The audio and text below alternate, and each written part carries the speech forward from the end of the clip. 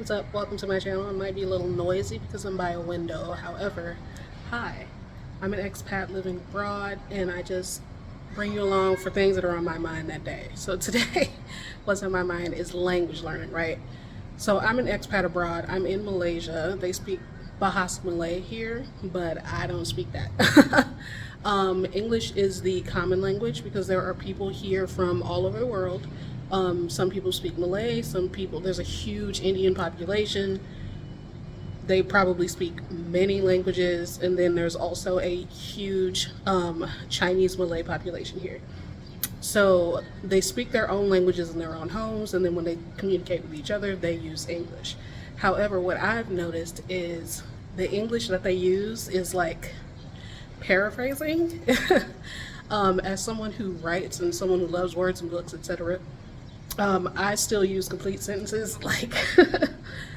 I love words, so I use a lot of them. And I noticed that it's not exactly broken, but it's like the bare minimum words you need to get an idea across is what they use here. So they don't really flow with English like I'm used to in the States, right? So I'm thinking I need to learn Bahasa Malay. Now, I think this language will be pretty easy to learn because the letters already correspond to English letters. That's super nice. I don't think the pronunciation is that hard, so I haven't gotten into it yet because I will show you. I have a Duolingo streak going of Mandarin Chinese. And that was a language that I picked up. If you look at my Homebody update and all the stuff I watch, you will see that I watch a lot of Asian content. That's because in 2015, I started to learn Korean. It was just a hobby. It was just a side project, nothing major. But I have always aspired to be a polyglot, and the first language I wanted to learn was something that I couldn't cheat at. Meaning, I wanted to learn a language where I couldn't approximate any meanings because English and that language had stuff in common. And since Korean is a character language, nothing to do with English. So I was like, this is the one. Not to mention I was getting into K-pop at the time. And also I liked the combination of hard and soft sounds. By the way, I also sing because I enjoy singing. So I love sound as well. So to me, Korean isn't necessarily a musical language. They do like stretch their words and bend their words.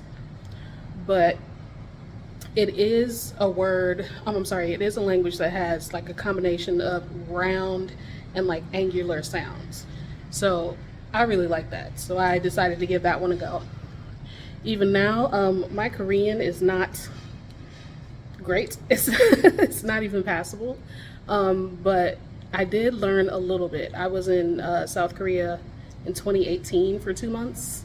That was a vibe. I really enjoyed it. I used Korean as much as I could, and I really enjoyed that. To this day, again, in my Homebody update, you'll see, I'm still watching Korean dramas, listening to K-pop, trying to get more Korean in my ear. Now, I have a limited capacity for learning stuff at one time.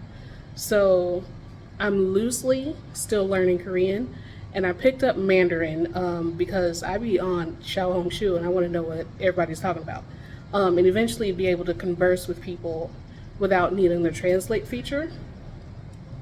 So as soon as I hopped on Red Note after this whole TikTok refugee situation, just out of curiosity, I was like, why don't I learn Mandarin? And that's what this streak is from.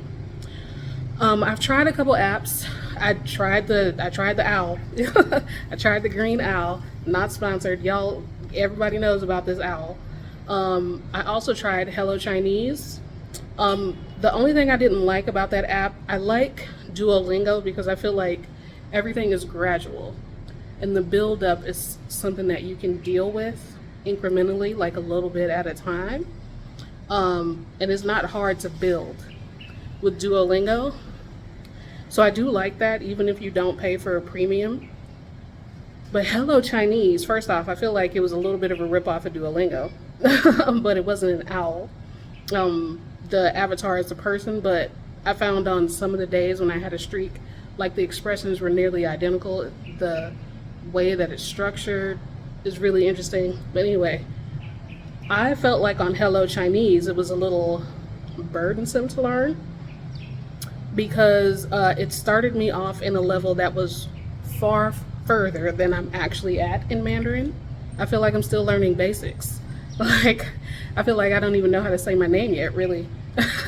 I know how to say Meikoren because I am American, but Washi Meikoren, stuff like that. But I feel like Hello Chinese just started me off in the deep end, and I was not ready for that. I was still paddling in shallow water.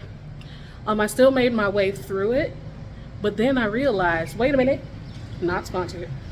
I have Rosetta Stone, and I have the lifetime subscription of Rosetta Stone. I totally forgot about that when I got Hello Chinese. So I was like, you know what? I'm not about to struggle through that anymore. I'm gonna use my Rosetta Stone. So on my home screen, I have Rosetta Stone, I have the green owl, and that's where I'm at right now. I do have an app on my phone for learning Bahasa Malay, but again, I feel so committed to Chinese at the moment. And also I don't feel urgent about learning Malay, even though I'm about to get serious about it. I don't feel urgent about learning Malay because, again, the common language is English, which I'm a native speaker of. And most people are kind enough to use English with me. So I don't feel urgent about it. However, if I'm going to live here, if I'm going to integrate into society, and if I'm going to have any meaningful, deep, connected conversations, I'm going to have to be able to speak everybody's language. So out of consideration for them, and also out of consideration for me, because I definitely need friends and community. Don't we all, right? Everybody needs that. So I'm going to learn Bahasa Malay. I'll let you know how that goes as I'm going. Like I said, this whole channel is about taking you on my journey. So I'll do that as I do that. Meanwhile, update. I'm going to Thailand tomorrow for 5 days. I'm going to take you along with me. I am freaking out. I've been in this Airbnb for 2 months. I'm about to go to Thailand for 5 days. And I'm coming back to Kuala Lumpur, and I'm going to be in a totally different part of the city. With all of this transition, be honest, I feel a little bit uncomfortable, but also excited. So I'll take you along for that. Anyway, I got some ways that you can support me in the description below. Definitely check that out. But that's all for today. Get learning if you ever wanted to be a polyglot. This is your sign.